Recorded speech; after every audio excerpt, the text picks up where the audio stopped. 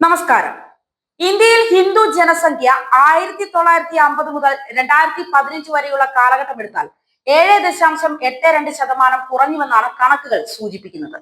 രാജ്യത്ത് 84.68% ഉണ്ടായിരുന്ന ഹിന്ദു സമുദായം ഇപ്പോൾ 78.06% കുറഞ്ഞു. അതേസമയം മുസ്ലിം ജനസംഖ്യ ആകട്ടെ ഇക്കാലയളവിൽ 43.5% വർദ്ധിച്ചുവെന്നും പഠനത്തിൽ പറയുന്നു. ഭൂരിപക്ഷ സമുദായം കുറഞ്ഞുകൊണ്ടിരിക്കുകയും ന്യൂനപക്ഷ സമുദായം വളരുകയും ചെയ്യുന്ന ഒരേ ഒരു രാജ്യം ഇന്ത്യ മാത്രമാണ് എന്ന് 169 രാജ്യങ്ങളിലെ ന്യൂനപക്ഷ സമുദായങ്ങളെ കുറിച്ച് പഠിച്ചതിൽ നിന്നും മനസ്സിലായതായി ഡോക്ടർ ഷമിക രവി പറയുന്നു. പ്രധാനമന്ത്രിയുടെ സാമ്പത്തിക ഉപദേശക കൗൺസിലിൽ അംഗമായ ഡോക്ടർ ഷമിക രവിയാണ് ഇക്കാര്യങ്ങൾ ഇപ്പോൾ തുറന്നു പറഞ്ഞിരിക്കുന്നത്.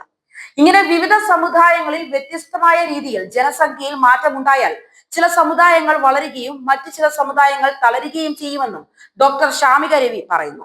ഡോക്ടർ ഷാമിക രവി, അപൂർവ കുമാർ മിശ്ര, എബ്രഹാം ജോസ് എന്നിവർ ചേർന്നാണ് മതന്യൂനപക്ഷങ്ങൾ രാജ്യത്തുടനീളമുള്ള വിശകലനം എന്ന പേരിലുള്ള ഈ റിപ്പോർട്ട് തയ്യാറാക്കിയത്.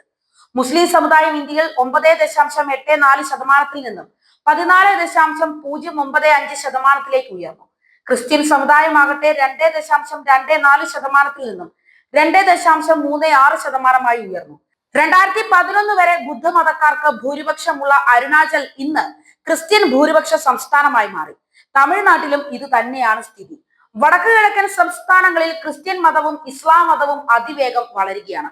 അസം, പടിഞ്ഞാറൻ UP, വടക്കൻ കേരളം എന്നിവിടങ്ങളിലും ഇത് തന്നെയാണ് സ്ഥിതി.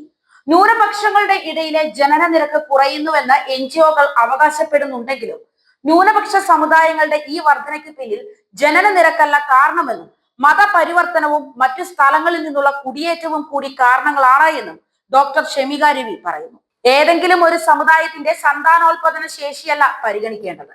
പകരം ഒരു രാജ്യത്തെ ഭൂരിപക്ഷ സമുദായത്തെയും ന്യൂനപക്ഷ സമുദായത്തെയും താരതമ്യം ചെയ്യുമ്പോൾ ഏതെങ്കിലും ഒന്ന് മറ്റേതിനേക്കാൾ കൂടുതലായി വളർച്ചാ നിരക്ക് കാണിക്കുന്നുണ്ട് എങ്കിൽ അതിനർത്ഥം വളർച്ചാ നിരക്ക് കൂടിയ സമുദായം വളരുന്നുവെന്നും മറ്റേത് തളരുന്നുവെന്നുമാണ് എന്നും ഷമിക പറയുന്നു.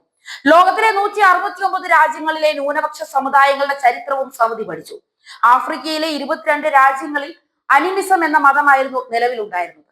എന്നാൽ പിന്നീട് അവിടങ്ങളിലെ മുഴുവൻ ആളുകളും ഒന്നുകിൽ ഇസ്ലാമിലേക്കോ അതല്ലെങ്കിൽ ക്രിസ്ത്യൻ മതത്തിലേക്കോ മാറി. അതോടെ അനിമിസം തുടച്ചു നീക്കപ്പെട്ടു. അതായത് ഇവിടങ്ങളിൽ ന്യൂനപക്ഷങ്ങളുടെ ജനന നിരക്ക് കൂടിയിട്ടല്ല അവിടുത്തെ ജനങ്ങൾക്കിടയിൽ അനിമിസം കുറഞ്ഞു വന്നത്. പകരം അവരെല്ലാം മതപരിവർത്തനത്തിന് വിധേയരാവുകയായിരുന്നു. ലോകത്തിലെ പല രാജ്യങ്ങളിലും ഇങ്ങനെയാണ് ക്രിസ്ത്യൻ മതമോ ഇസ്ലാം മതമോ വളർന്ന് ഭൂരിപക്ഷ മതമായി മാറിയത്. ജനസംഖ്യാ മാറ്റത്തിന് കാരണം രാഷ്ട്രീയ കാഴ്ചപ്പാടുകളാണ് എന്നതിനോട് ഡോക്ടർ ഷമിക രവിക്ക് യോജിക്കാൻ കഴിയുന്നില്ല. ജനസംഖ്യാ ഘടനയിലെ ഈ മാറ്റം മോദിയോ രാഹുൽ ഗാന്ധിയോ സൃഷ്ടിക്കുന്ന ഒന്നല്ല, അത് സംഭവിച്ചുകൊണ്ടേയിരിക്കുന്നു. ഇത് അടിസ്ഥാന സത്യങ്ങളാണ്. പടിഞ്ഞാറൻ യൂറോപ്പിൽ ന്യൂനപക്ഷ മുസ്ലിങ്ങൾ വൻതോതിൽ വളരുന്നു.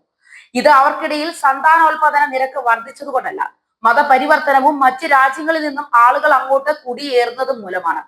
അതേസമയം ബംഗ്ലാദേശ്, ശ്രീലങ്ക, പാകിസ്ഥാൻ, ഭൂട്ടാൻ, അഫ്ഗാനിസ്ഥാൻ എന്നീ രാജ്യങ്ങളിൽ ഹിന്ദു ന്യൂനപക്ഷ സമുദായങ്ങൾ വലിയ തോതിൽ ശോഷിച്ചു. കാരണം അവിടെ ഹിന്ദു മത പരിവർത്തനമില്ല. ഹിന്ദു മതത്തിന് അങ്ങനെ ഒരു പദ്ധതിയുമില്ല.